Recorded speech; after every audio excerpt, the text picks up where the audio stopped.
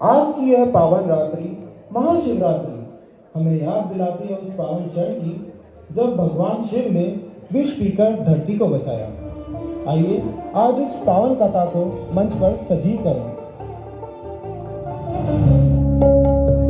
मंच पर देवराज इंद्र की सभा का दृश्य है। ऋषि दुर्वासा देवलोक के मार्ग पर आ रहे हैं। मुनि तपस्वी वेश में है, हाथों में दिव्य पुष्पों की माला है। देवराज इंद्र अपने सिंहासन पर विराजमान है। प्रणाम ऋषिवर, आयुष्मान भव। हे देवराज इंद्र, ये माला मैंने भगवान विष्णु की कृपा से प्राप्त की है। इसमें दिव्य शक्ति और पुण्य समाहित है। इसे आप आदर से स्वीकार करें। ऋषिवर, आपकी कृपा से मुझे यह माला प्राप्त, यह मेरा सौभाग्य है। देवराज इंद्र माला का सम्मान नहीं करते। यह देख ऋषि क्रोधित हो उठते हैं। यह माला साधारण नहीं है, तुमने इसका अपमान किया है। अहंकार में डूबकर तुमने देवता की मर्यादा को भुला दिया है।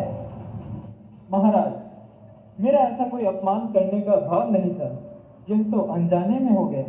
अनजाने में हो अपमान भी अपराध होता है देवराज।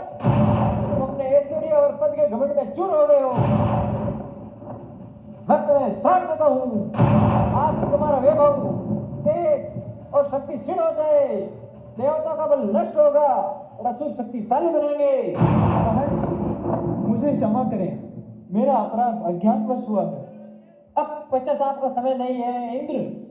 अहंकार का फल यही होता है। इंद्र से क्रोधित हुए देवलोक से प्रस्थान करते हैं। ऋषि के श्राप से दलित हुए देव श्री हरि विष्णु के पास जाने का विचार करते हैं। क्षीर सागर के तट पर दुखी व चिंतित देवगण श्री हरि विष्णु से यह प्रलाप करते हैं।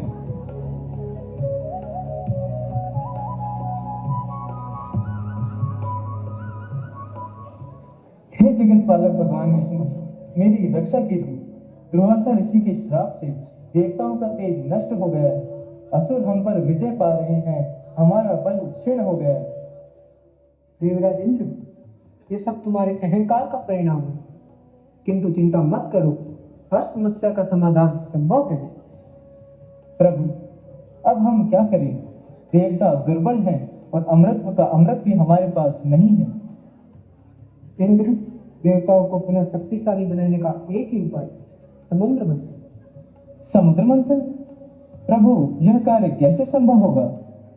मंदरांचल पर्वत को बथानी बनाओ, वासुकी नाग को रस्सी बनाकर क्षीर सागर का मंथन करो, उससे अमृत निकलेगा, जिससे देवता पुनः अमर और शक्तिशाली बनेंगे। लेकिन प्रभु, यह कार्य देवताओं से अकेले संभव नहीं है।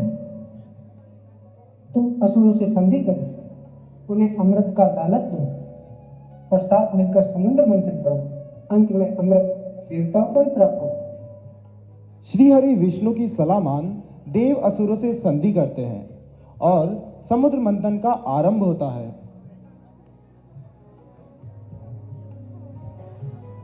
मंदरांचल पर्वत की मथनी बनाकर देव और असुर पूरी शक्ति से समुद्र मंथन की शुरुआत करते हैं।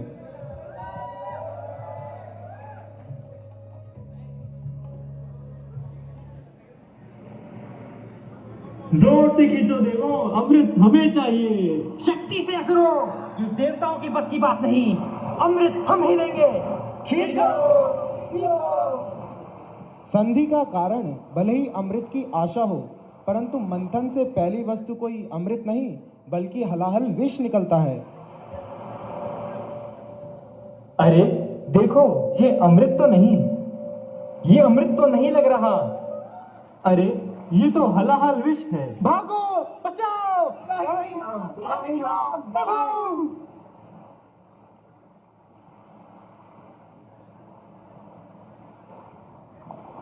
विष देखकर चारों ओर हाहाकार मच जाता है और भगवान शिव आगे आते हैं। अकाल अकाल मृत्यु मरता काम करता जो चंडाल का, काल उसका क्या बिगाड़े भक्त जो महाकाल का। अकाल मृत्यु मरता काम करता जो चंडाल का, काल उसका क्या बिगाड़े भक्त जो महाकाल का। अकाल मृत्यु मरता काम करता जो चंडाल का, काल उसका क्या बिगाड़े भक्त जो महाकाल का। अकाल मृत्यु मरता काम करता जो चंडाल का, काल उसका क्या बिगाड़े भक्त जो महाकाल का।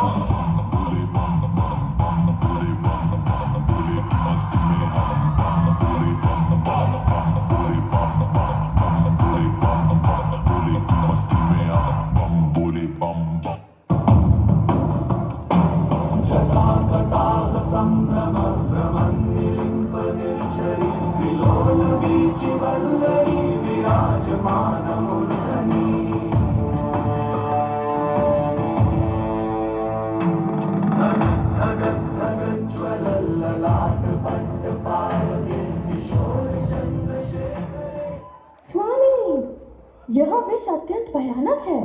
इसकी ज्वाला से सृष्टि नष्ट हो सकती है।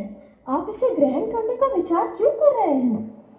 देवी पार्वती, यदि यह विष किसी और ने ग्रहण किया तो त्रिलोक नष्ट हो जाएगा। लोक कल्याण के लिए इसका भार मुझे ही उठाना होगा। परंतु नाथ, आप स्वयं को संकट में डाल रहे हैं। आपकी पीड़ा मैं कैसे सहन करूं? प्राण नाथे, जब समस्त संसार संकट में हो तब शिव का कर्तव्य है रक्षा करना। यह विष मेरे लिए नहीं, सृष्टि के लिए।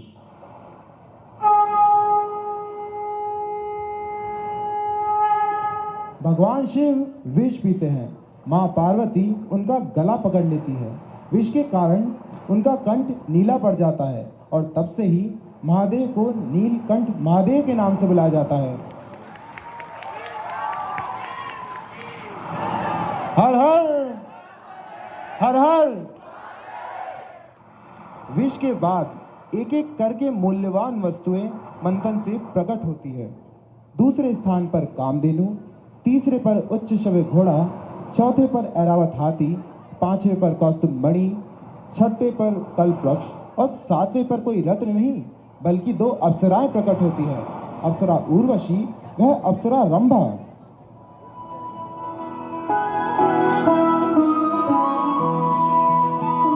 जय हो शंकरा, आदिदेव शंकरा, शिवाय शंकरा। तेरे जाप के बिना चले ये सांस किस तरह। शिवाय शंकरा। मेरा कर्म तू ही जाने, क्या बुरा है क्या भला, क्या बुरा है क्या भला। तेरे रास्ते पे मैं तो आंख मूंद के चला। तेरे नाम की जोत ने सारा लिया तमस मेरा। नमो नमो शंकरा, भोलेनाथ शंकरा, जय त्रिलोकनाथ शंभो हे शिवाय शंकरा। नमो नमो शंकरा, भोलेनाथ शंकरा, रुद्रदेव हे महेश्वरा। अप्सराओं के बाद 8वें स्थान पर माँ लक्ष्मी प्रकट होती है, जिनका पुनर्मिलन भगवान श्री हरि विष्णु से हो जाता है। उसके बाद वारुणी देवी, चंद्रमा, परिजात वृक्ष, पंचजन्य शंख, भगवान धन्वंतरी और अंत में अमृत प्रकट होता है। देखो, वो अमृत निकल रहा है। अमृत हमारा हुआ। असुरों, ये अमृत हमें दे दो, इस पर हमारा अधिकार है। अधिकार नहीं देवराज, अगर शक्ति है तो ले जाओ हमसे ये अमृत। अमृत के लिए देव और असुर लड़ पड़ते हैं। असुर शक्तिशाली होने के कारण अमृत को छीन कर ले जाते हैं। देवगण एक बार फिर से भगवान श्री हरि विष्णु के पास जाते हैं। हे नारायण, असुर अमृत ले गए हैं, अब वो अमर हो जाएंगे। हमारा क्या होगा प्रभु? चिंता मत करो देवराज, अभी धर्म की विजय शेष है। प्रभु, कोई उपाय बताइए। मैं अब मोहिनी रूप धारण करूं, अपने सौंदर्य और माया से असुरों को मोहित कर अमृत देवताओं को ही दिलाऊंगा। आप स्वयं मोहिनी बनेंगे प्रभु? हाँ देवराज, जब बल काम ना आए तो बुद्धि और माया से ही कार्य करना पड़ता है। जय हो नारायण, आपकी लीला अपरंपार है। तुम सब निश्चिंत रहो, धर्म की विजय अवश्य होगी। भगवान विष्णु अब मोहिनी रूप धारण करके असुरों के बीच में जाते हैं।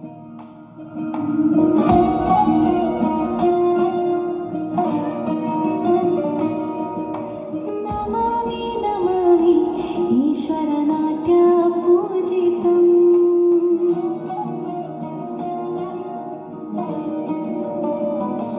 नमामि नमामि ईश्वरनाट्य पूजितम्। नमामि नमामि शङ्करपादावन्दितम्। शिखरनादातुतनं पादकरपुनिताधीतनं।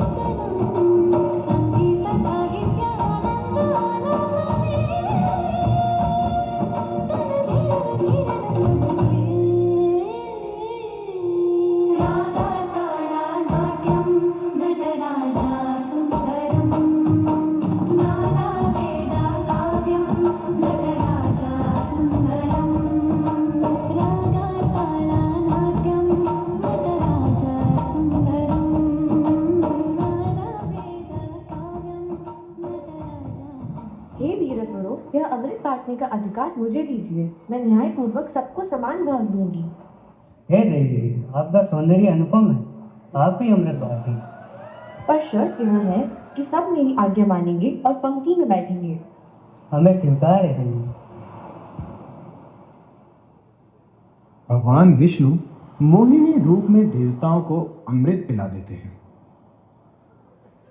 इनमें से एक असुर छल से अमृत का सेवन कर लेता है। यह देख भगवान विष्णु अति क्रोधित हो उठते हैं और अपने सुदर्शन से उसका सर धड़ से अलग कर देते हैं। राहु, तूने दुस्साहस कैसे कर लिया? अमृत के कारण राहु के सर और धड़ दोनों जीवित रहते हैं और इसी प्रकार से राहु और केतु का निर्माण होता है। और इस प्रसंग के साथ समुद्र मंथन का शुभ समापन होता है। आप सभी श्रोतागणों को हम सब की तरफ से कोटि कोटि धन्यवाद। हर हर महादेव।